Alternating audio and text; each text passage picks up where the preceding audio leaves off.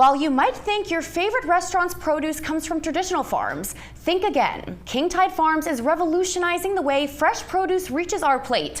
And here to tell us more is the owner himself, Hamilton Horne. Hamilton, thank you so much for joining us today.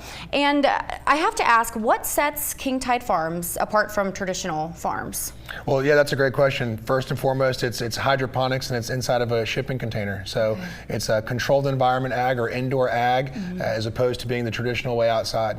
So hydroponic, can you explain that a little bit? What is that? Yep, so hydroponic by definition is going to be exactly how that the plants are getting their nutrients. And so we're doing that through water, and so we're just constantly dripping water over these plants to make sure they're getting the nutrients they need. Okay, and is this a common practice, or is this more of a new upcoming way of farming? Yeah, we're definitely seeing more and more people getting in this practice and growing this way, the controlled environment ag especially, but it definitely is not going to replace traditional ag. I think it's going to be able to complement that traditional ag and alleviate some stress where they've had some problems in the past. And now, what was your inspiration for starting this? Yeah, born and raised here in Charleston, and I just love good food. And so when I saw some of the selections that the chefs had, and it didn't kind of match the quality of the other products they were using and what they wanted, I wanted to help them out the best I could and want to eat some good food at the same time. Yeah. So when did this idea start? I know that this, 2 years, not even? Yep, 2 years coming this June, but I would say probably the seed was planted maybe like 3 years ago. After Hurricane Dorian hit the Bahamas, I went down there and helped out and just kind of saw the importance of food and saw the logistics of getting food to an island like that imports 99% of their produce. And there was a lot of shipping containers around. And so just kind of knowing a little bit about this stuff and doing some research led me to this, and here we are today. Yeah, and so the shipping container, could someone take this up in something other than a shipping container? What's the prevalence of a shipping container? Yeah, it's just easy to move, right? We've got them a lot around here. Throw it on the back of a truck. You can move it very quickly. They're relatively cheap in the grand scheme of things. You don't have to build a new building and things like that. So it can kind of plop in the middle of a field and kind of plug and play.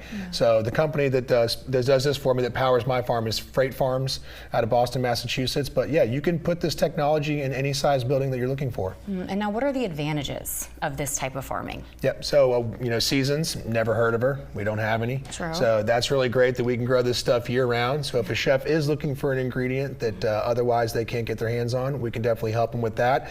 And then really working with them to do custom farming. So, a lot of chefs grow with the season and then change their menus with the season here. And so what we can do is our shortened grow cycle, we can really change fast as well and keep up with that. So with a 7-week grow cycle, we can move very quickly to whatever their needs are, if a new event's coming up or something like that. So 7-week grow cycle. So you can grow these much quicker than you would in a traditional farm landscape. Certainly, yeah. We're stretching our days again to about 18-hour days and really pushing it with the amount of nutrients we're giving them. And so that's going to give us the advantage to grow a lot quicker.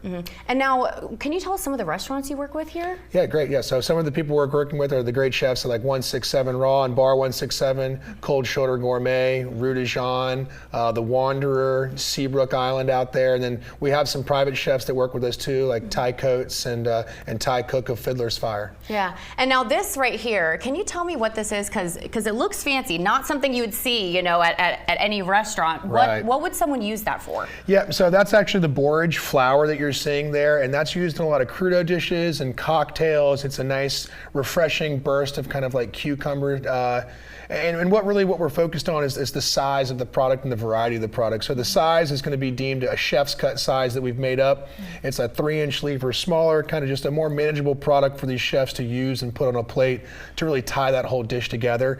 And then also the varieties, what we're doing and choosing it's what we all know and love and the chefs work with. We're just trying to find that one-off or that cool variety that can separate them, from the herd, because there are so many restaurants here. Yeah, very true. And now, what do you see the future of this type of farming to be? I mean, is this going to become a more common practice? Yeah, we're already seeing it here in the Charleston area. There's a couple people that are following in my footsteps and picking up the art of doing this inside and growing inside. And so with that, it'll never replace traditional ag, but it'll definitely be able to complement them and relieve some stress, mainly logistics and things like that, moving food across the nation. Absolutely. So if our audience wants to get in touch with you and learn more about King Tide Farms, where can they go?